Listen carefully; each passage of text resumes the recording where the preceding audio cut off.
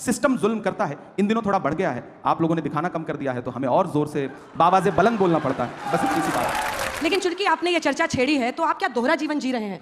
क्या इमरान को खुद एक शायर को एक पार्टी का गुलाम बनना पड़ा ताकि उनकी आवाज मैग्नीफाई हो? पहले तो आपके सवाल में जो शब्द है, आप आज तक में नौकरी कर रही हैं, तो आज तक की गुलाम थोड़े ही हैं। आइए देखते हैं, बैठचंद मजा आएगा। लिटरेचर में इन्होंने इलाहाबाद यूनिवर्सिटी से पढ़ाई की, शायरी को पेशा चुना और फिर अब सियासत का हिस्सा बन गए हैं। हाँ। तो मतलब कोई पेशा आप छोड़ेंगे किसी के लिए? कर क्या रहे जीवन में आप? पत्रकारिता की पढ़ाई की, लेकिन छोड़ दिया, पेशा नहीं बनाया उसको। करते तो वो भी अच्छा करते। हालांकि शायरी जब मैं कर रहा था तो सियासत को लेकर के शायरी हमेशा जो है वो एक अलग रुख रखती है और बहुत अच्छा नहीं मानती है। मैं तो जिन शायरों को सुन रहा था, बुद्धसेन शर्मा जी को, वो शेर लिख रहे थे कि दिए बुझाती आंधी को भड़काती है, दिए बुझाती शोलों को भड़काती है, आंधी को भी दुनियादारी आती है, यार सियासत की गलियों में मत जाना, नागन अपने बच्चों को खा जाती है।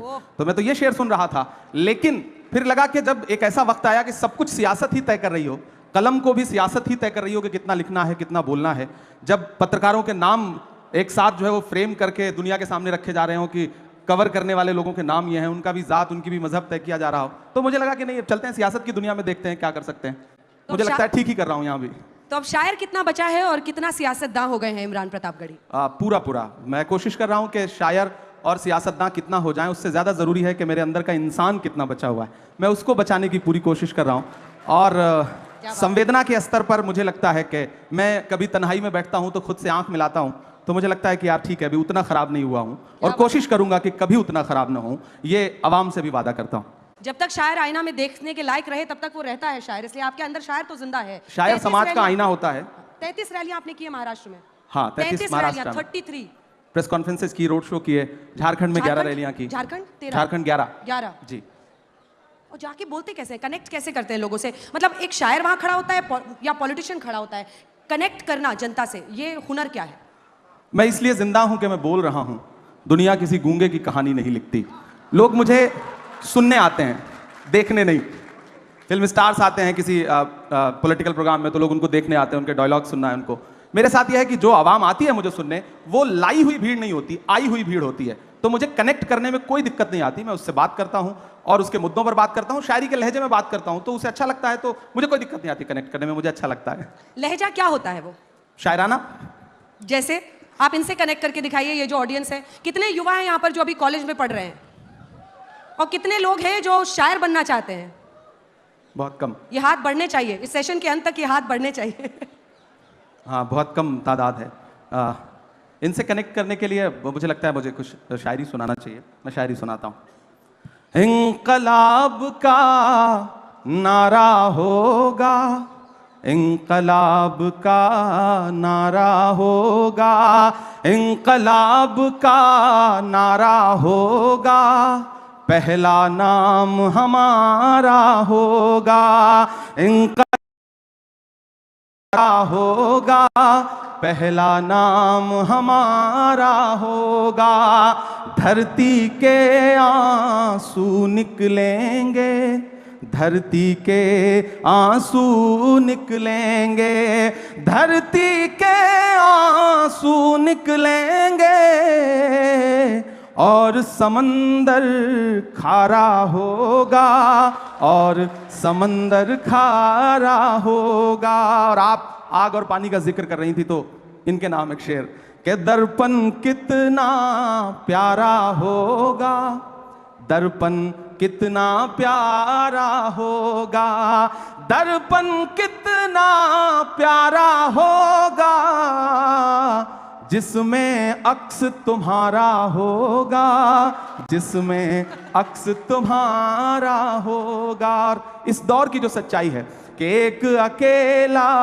क्या कर लेता, एक अकेला क्या कर लेता, एक अकेला क्या कर लेता, भीड़ ने घेर के मारा होगा, पहला नाम हमारा होगा। और सियासत में होकर भी हुक्मरानों के नाम ये शेर कि जब तारीख लिखी जाएगी, जब इतिहास लिखा जाएगा, जब तारीख लिखी जाएगी, कैसा हश्र तुम्हारा होगा, इंकलाब का नारा होगा।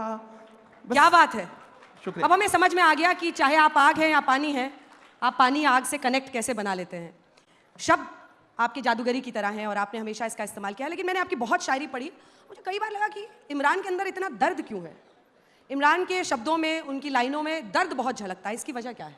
एक्चुअली जिस दौर में मैं बड़ा हो रहा था, मैं हिंदी साहित्य का विद्यार्थी रहा इलाहाबाद विश्वविद्यालय में, जिस दौर में मैं बड़ा हो रहा था, समाज की घटनाएं मुझ पर प्रभाव डाल रही थी, उस समय सिस्टम एक अलग तरीके से व्यवहार कर रहा था। और खासतौर से मैं जिस समाज से आता हूँ, उस समाज के दर्द को ज्यादा जल्दी महसूस करता हूँ क्योंकि मैं उसके बीच में रहता हूँ। मैंने उस भेदभाव को, उस सिस्टम के जुल्म सितम को करीब से देखा है। और शायर हूँ तो जाहिर सी बात है कि दर्द तो है दिल में। कोशिश करता हूँ, जुल्म के दौर की तारीख रकम करते हैं, इतना आसान नहीं ये काम जो हम करते हैं। काट देते हैं सदा हाथ हमारे जालिम, और हम फिर उन कटे हाथों को अलम करते हैं। तो हम कोशिश कर रहे थे कि उस दर्द को महसूस करें, और मीडिया जब उस दर्द को, उस जुल्म सितम को अपना हिस्सा नहीं बना रही थी, तो मेरी कोशिश थी कि मेरे पास जो प्लेटफॉर्म है, उस प्लेटफॉर्म का इस्तेमाल उस जुल्म सितम का को गाने के लिए करूं। और मुझे लगता है कि मैं कामयाब रहा बहुत हद तक, और मैंने अपनी बात दुनिया के सामने रखी। मत समझना कि मैं गीत गाता रहा, मैं तो जख्मों का मातम मनाता रहा। ये समझ करके जालिम पिघल जाएगा, मैं तरन्नुम में मातम मनाता रहा। तो मैं मातम मनाता था, लोग उसको सुनते थे, पसंद करते थे। क्या बात है। मैं जुल्म पर मातम मना रहा था, लोग सुनते गए, उसको पसंद कर। ये जुल्म हो किस पर रहा है? समाज में हाशिए पर मौजूद हर इंसान पर। वो हिंदू भी है, मुसलमान भी है, सिख भी है, ईसाई भी है, और सिस्टम कर रहा है, इसमें कोई दौरा नहीं, आज भी कर रहा है। और उससे एक बहुत लंबी लड़ाई लड़ने की जरूरत है। और सबसे बड़ी जिम्मेदारी है कलमकारों की। कलमकार जो है वो सत्ता का अस्थाई विपक्ष है। हमारी जिम्मेदारी है कि जब मैं शायर बन के बोलूं तो फिर हाकिम से आंख मिला के बात करनी है, वो कोई भी हो, वो हमारा अपना हाकिम क्यों ना हो, तब मैं उससे भी आंख मिला करके बात करके बोलूंगा। जब मैं 2010, 2011, 2012, 14 में शेर लिख रहा था, नज़में लिख रहा था, जो नज़्म मेरे इंट्रोडक्शन में उन्होंने सुनाई कि माँ हम भी तेरे बेटे हैं, वो मैंने 2011 में लिखी थी। मैंने मदरसे की नज़्म 2012 में लिखी। उसके बाद हालात जैसे जैसे बदलते गए, मैंने कोशिश की कि मैं अपने कलम के साथ इंसाफ करता रहूं। सिस्टम जुल्म करता है, इन दिनों थोड़ा बढ़ गया है, आप लोगों ने दिखाना कम कर दिया है, तो हमें और जोर से बावाज़े बुलंद बोलना पड़ता है। बस इतनी सी बात। लेकिन चूंकि आपने ये चर्चा छेड़ी है, तो आप क्या दोहरा जीवन जी रहे हैं? क्या इमरान को, खुद एक शायर को, एक पार्टी का गुलाम बनना पड़ा ताकि उनकी आवाज मैग्नीफाई हो? कई शायर ऐसे हैं जो आज भी ये मानते हैं कि हमें पार्टी और सियासत से कुछ नहीं लेना देना, और उनकी कलम में क्या कम ताकत है? पहले तो आपके सवाल में जो शब्द है, आप आज तक में नौकरी कर रही हैं, तो आज तक की गुलाम थोड़े ही हैं। मैं एक पार्टी के साथ काम कर रहा हूं, हम किसी संस्थान के साथ काम करते हैं, संस्थान हमें सम्मान देता है, हम संस्थान की विचारधारा के साथ सहमत होते हैं, तब तक साथ चलते हैं। जिस दिन हमें लगेगा कि संस्थान हमारी विचारधारा से सहमत नहीं है, हमारी शर्तों को नहीं मान रहा है, उस दिन ये हो सकता है, मेरा अपना जो उसूल है कि मैं पार्टी तो नहीं बदलूंगा, राजनीति छोड़ दूंगा। हमारी अपनी एक दुनिया है। क्या राजनीति में आना जरूरी हो गया था इमरान? बिल्कुल जरूरी हो गया। बहुत सारे शायर ऐसे हैं जो मानते हैं कि अपनी कलम को आजाद रखना किसी भी एक पार्टी की विचारधारा से उनकी पूरी जिंदगी का लक्ष्य होता है। नहीं, देखिए, आप जिस दौर में जी रहे हैं, इस दौर में अगर आप ये कह रहे हैं कि आप तटस्थ हैं, तो आप सबसे बड़ी सियासत कर रहे हैं। ये कहना कि मेरा सियासत से कोई लेना देना नहीं है, ये सबसे बड़ी सियासत है।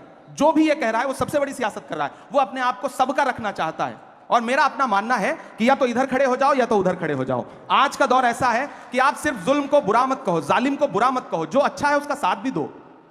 हम सिर्फ फेसबुक पर, ट्विटर पर, इंस्टा पे पोस्ट कर देते हैं, ये मामला हुआ, ये बड़ा गलत हुआ। जिसके साथ गलत हुआ उसके साथ खड़ा कौन होगा? अगर सारे लोग एक सोशल मीडिया पे पोस्ट करके अपनी जिम्मेदारी से अलग हट जाएंगे, तो मुझे लगता है कि साथ देने वालों की कमी आ गई।